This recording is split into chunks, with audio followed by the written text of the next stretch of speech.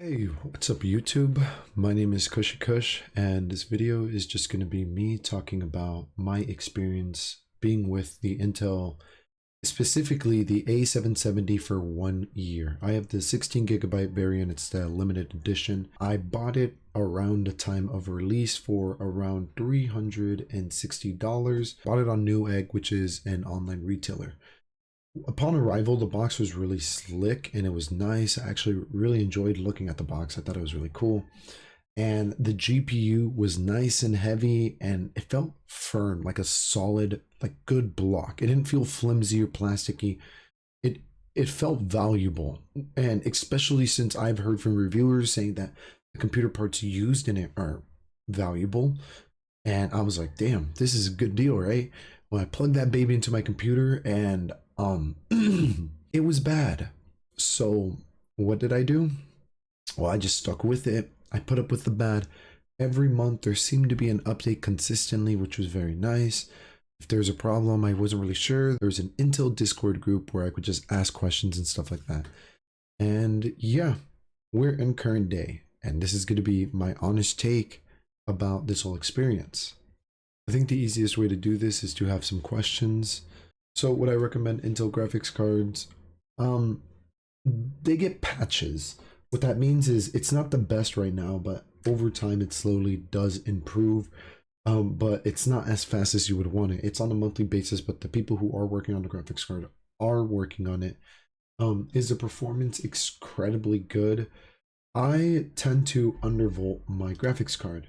The reason is because I've been using it for an entire year straight. I've noticed is when I run between 95 and 125 to 130 watts, that's usually around the max FPS I get. If I push higher than 30 watts, my FPS like climbs by like 1, 2, 3, and I'm using so much more electricity. The performance boost was useful. I think I found the highest I could go to was 27 without game applications crashing consistently. They did crash, but rarely, and it did improve FPS, I believe, by like 7 to 8%. But I generally try to put it at like 11 GPU performance improvement to 7. The reason I do that is because the crashes are like so minimal, it doesn't happen, and it does boost FPS even if it's like 1 or 2%. It's so low, but it does boost it, and it's just there as an option. And I usually always keep the wattage at 125 or 130.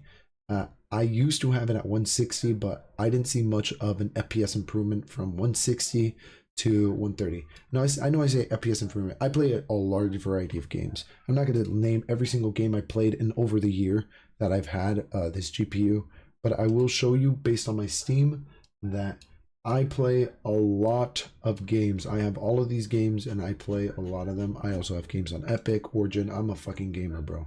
So yeah, I've done a lot of testing on different things, and this is what I found. Also, GPU temperature.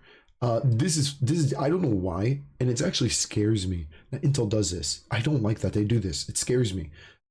By default, if you know nothing about computers and you buy this graphics card, put in your computer and never like try to change the settings at all, you will have your GPU temperature at 90 Celsius. That's hot, dude. That's like the graphics card's about to like not live very long. Like it's gonna be dead pretty soon.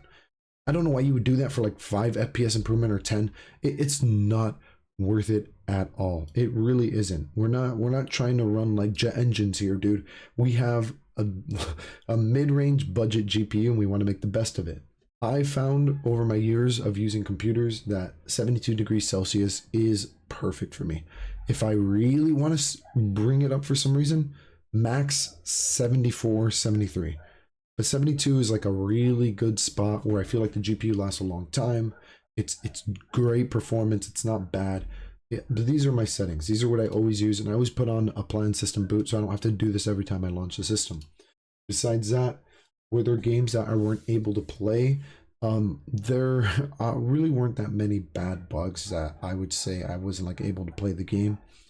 The games were all playable, but the FPS was, I would say, comparable to a 2060. The FPS always seemed to be around the 60 FPS range. I have a 1440p monitor, and I also have a 1080p monitor. I have a dual monitor setup. And whenever I played games on my 1440p monitor and the graphics were on whatever they were on default, I would find around 60% average FPS. Newer titles that are like running ultra settings and older titles which kind of like are old and like nobody really plays them, DX11 titles such as maybe some of the ones that Intel's showing here on screen, yeah, it's around 60 FPS. It was kind of weird actually. I was like, this is why is it 60 across everything? Shouldn't the older titles be faster? Well, that's mainly because of the drivers. Like they're not updated.